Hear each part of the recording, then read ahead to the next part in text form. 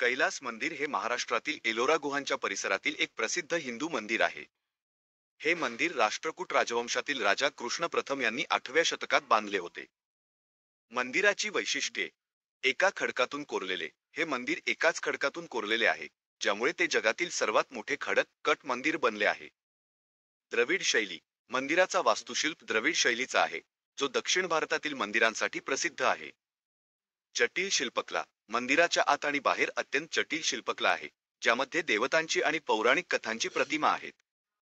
शिव मंदिर: कैलास मंदिर प्रामुख्यतः शिवदेवांना समर्पित आहे, परंतु अन्य हिंदू देवतांच्याही प्रतिमा आहेत.